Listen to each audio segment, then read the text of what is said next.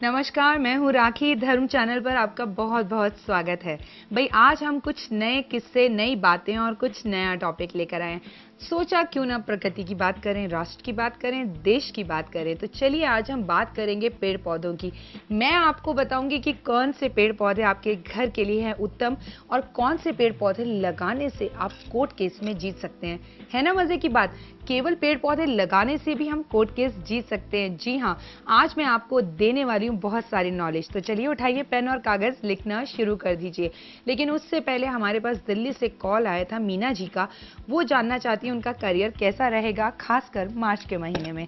चलिए मीना जी, मुझे लगता है कुछ जॉब वॉब बदलने के मूड में हैं आप, तभी तो आपने फोन करके सिर्फ अपने करियर के बारे में पूछा। तो भाई करियर तो बहुत अच्छा है और कहीं जाती हुई दिखाई दे रही है, ट्रांसफर हो सकता है या कहीं घूमने भी जा सकती हैं आप।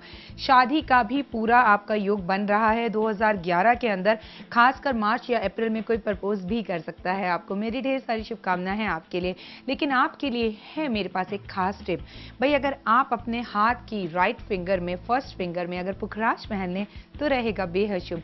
पुखराज पर पैसा नहीं पर बात करना चाहती तो मैं भी पत्रों पर बिलीव नहीं करती। मैं विश्वास करती हूँ कर्मों पर। कर्म अच्छे करें, फिर चाहे सारी दुनिया आपकी दुश्मन हो जाए, कोई आपका कुछ नहीं बिगाड़ पाएगा। तो भाई बृहस्पतिवार वाले दिन आप जो है पीली चीजों का दान जरूर करें अगर आप पुखराज नहीं पहनना चाहती। तो भाई अब हम आपको बताएंगे पेड़ पौधों के बारे में। तो मैंने सोचा अगर पेड़ पौधों की बात करें, नदियों में नदी महागंगा नदी यानी कि गंगा बड़ी, और पेड़ पौधों में सबसे बड़ी तुलसी माँ। घर घर में तुलसी माँ, और अगर मंदिरों की बात की जाए तो पीपल देवता। मैं सबसे पहले शुरू करूंगी तुलसी के पौधे से। क्या आप सबको पता है तुलसी का पौधा बेहद ही चमत्कारी पौधा है। कहते हैं जिसके घर में तुलसी लगी हुई होती है उस घर में कभी भी किसी भी हाल में यम दाखिल नहीं हो सकते। उसकी मृत्यु भी होगी तो उसको विष्णु भगवान ही लेने आते हैं, या यम देवता को खुद आना पड़ता है, लेकिन यम नहीं आ सकते हैं। तो भाई कितना चमत्कारी है ये तुलसी का पौधा। तो अपने घर के आसपास आप जितने भी ज्यादा तुलसी के पौधे लगाएंगे, विष्णु और लक्ष्मी की होगी आप पर उतनी ही कृपा। लेकिन हमारे यहाँ तो एक नियम ही बना हुआ है, एक तुलसी का पौधा लगाया, सुबह शाम उस पर दीपक जला दिया, जल चढ़ा दिया, हो गया। ये गलत है। आप जितने भी तुलसी रोपण कर सकती हैं, जितने भी ज्यादा तुलसी लगा सकती हैं, उतना ही तुलसी लगाइए। आपका जीवन उतना ही धैर्यवान और बढ़िया बन जाएगा। तो तुलसी का पौधा लगाना नहीं भूलिएगा। अगर लगी हुई है घर में किसी को नजर और कोई रुका हुआ काम नहीं बन रहा है तो एक छोटा सा उपाय कर लीजिए। काले रंग की कौड़ी खरीदकर तुलसी जी की जड़ में रख दीजिए। देखिए कैसे सारे दुश्मन बिल्कुल परास्त हो जाएंगे। जीत आपकी होगी, चाहकर भी आपका कोई बुरा नहीं कर पाएगा। लेकिन किसी को नुकसान पहुंचाने के लिए अगर आप मेरा कोई भी टोटका या कोई भी उपाय अपनाने की कोशिश करेंगी तो ये होगा बिल्कुल गलत। मेरे उपाय सिर्फ और सिर्फ भलाई के लिए काम आएंगे। तो अपना अच्छा कीजिए, पड़ोसियों का अच्छा कीजिए, आपका अपना अच्छा स्वयं ही हो जाएगा। कोई आपसे कितना भी जेलस करे, जेलस करने से या किसी का बुरा सोचने से कभी किसी का बुरा नहीं होता। बल्कि कहते हैं कोई आपकी जितनी निंदा करता है आपके पाप काटता है, कोई आपसे जितना चिढ़ता है उतना आपको तरक्की पे लेके जाता है।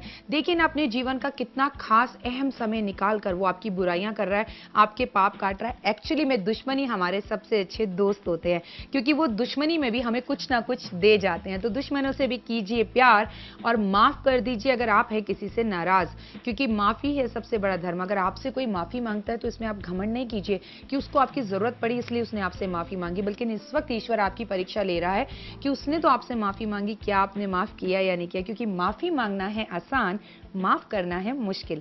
चलिए बात करते हैं अपने अगले कॉलर की। मेरे पास कॉल आया कल रात को 10 बजे।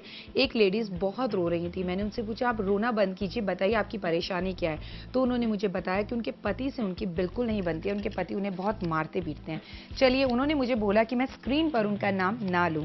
अब भाई वो समझ गई होंगी कि मैंने किसके बारे में कार्ड उठाया, तो मैं आपको हल बता दूं कि देखिए कार्ड में भी निकला है जाम। आपके पति देव ने जो पकड़ा हुआ है वो जाम पकड़ा हुआ है, यानी कहीं ना कहीं उन्हें बुरी लत लगी हुई है, संगत बुरी है, उनके दोस्त बुरे हैं। तो भाई आपको करना है एक उपाय, अपने दोस्तों से, अपने हस्बैंड के दोस्तों से थोड़ा सा दूर करिए उन्हें, या सीधा सीधा आप स्पष्ट उनसे फोन पर बात करिए कि मेरे पति से तुम दूर हो जाओ, क्योंकि आपके पति के दोस्त आपका घर बर्बाद कर रहे हैं। लेकिन वैसे भी ये समय ज्यादा दिन नहीं रहेगा। अगर फ्यूचर का कार्ड देखे तो आपके पति उन्हें खुद ही छोड़ देंगे, क्योंकि आपको पता नहीं है आपके पति के दोस्त देने वाले हैं मतलब उन्हें धोखा। आप एक छोटा सा उपाय जरूर कर लीजिए, जब भी आप खाना बनाएं उसमें थोड़ा से दाने चीनी के जरूर डालिए। घर में सब में आपस में प्रेम रहेगा और आपके पति भी आपकी बात सुनने लगेंगे। ये सब उपाय जो आप कर रही नहीं है, ये किसी को बताइए नहीं और आप अपने मन से कीजिए, दिल से कीजिए। जो चीज़ आपकी है वो आपकी ही रहेगी, किसी और की नहीं हो सकती। आपने देखा होगा करवा चौथ पर अक्सर, अब तो टीवी वगैरह में भी करवा चौथ का बहुत दिखाते हैं। करवा चौथ बनाते हैं तो औरतें गोला बनाकर बैठ जाती हैं और अपनी थालियां बदलती रहती हैं। भाई क्या है वो थालियां बदलने का सिस्टम? मतलब कि आपका पति जो होता है वो थाली रूप होता है, चाहे वो 10 जगह पर घूम कर आए, आखिर में पति आप ही के पास होते हैं। तो ये छोटी सी परेशानी समय की प्रॉब्लम है, इसे लेके बिल्कुल ना घबराएं। आखिर वो हैं आपके, आपके ही रहेंगे। बस धैर्य और विश्वास से काम लीजिए। गणेश की पूजा करना रहेगा बेहद उत्तम आपके लिए। चलिए, तुलसी की तो मैंने बात कर ली। अगला पौधा यानी कि शम्मी का पौधा।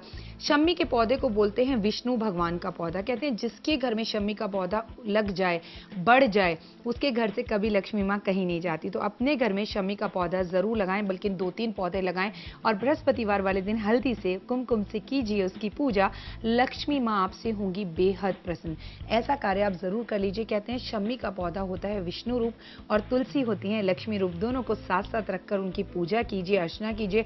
लेकिन भाई शम्मी का पौधा बाजार में आते हैं बहुत तरह के नकली, तो अपने एक माली से जो बिल्कुल आपका विश्वास पात्र हो, उससे कहिए कि आपको असली शम्मी ला कर दे और उसकी पूजा कीजिए। मैं अगला पेड़ लूंगी केला। केला रहे सदा अकेला। आपको मालूम है केला रहता है हमेशा अकेला, इसलिए केले को कभी भी घर के अंदर नहीं लगाना चाहिए, घर के बाहर लगाना चाहिए। मतलब आपके घर की चौखट के बाहर हो, अंदर ना हो, छत पर हो चलेगा, लेकिन घर के अंदर ना हो।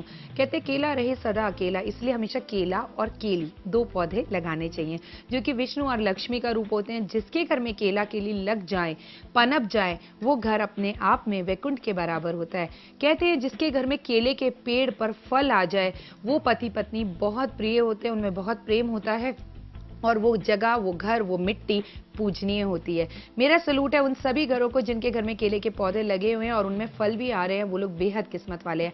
अगर आपको यकीन ना हो तो आप विष्णु पुराण उठाकर पढ़ लीजिए, गीता उठाकर पढ़ लीजिए, जिसमें श्री कृष्ण भगवान ने केले के बारे में सब कुछ बताया। केला जिसके घर में लग जाए वो होते हैं काफी भाग्यवान। तो भाई केले के पेड़ को अपने घर में लगाकर अपने आप को जरूर फलभूत कीजिएगा।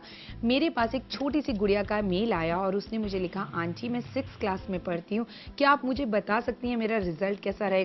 भाई अभी तो तुम 6th क्लास में पढ़ती हो और बहुत छोटी हो। और अगर बात करें तुम्हारे रिजल्ट की, कामिका, तो कामिका नाम है उस गुड़िया का। कामिका, मैं इतना ही बताना चाहूंगी आपको कि रिजल्ट आपका वैसा ही रहेगा जैसी आप पढ़ाई करोगी। मैं आपको पढ़ाई को लेकर टिप दे सकती हूँ, रिजल्ट बहुत अच्छा रहेगा। बस करना इतना है, हमेशा मुस्कुराती रहो, सब अड़ोस पड़ोस की आंटियों को नमस्ते करती रहो। तुम किसी को भी नमस्ते करोगी, चाहे वो तुमसे बात करते हो या ना करते हो, वो पलट कर अगर तुम्हें आशीर्वाद देंगे, नमस्ते में गुस्से में तुम्हारी तरफ देख भी लेंगे तो कोई बात नहीं, लेकिन नमस्ते करना अपने बड़ों को कभी ना छोड़ो, क्योंकि इससे मिलता है आशीर्वाद। आपका रिजल्ट रहेगा बहुत अच्छा। अभी आपको बताने हैं बहुत सारे चमत्कारी पेड़ पौधे, लेकिन छोटे से अंतराल के बाद।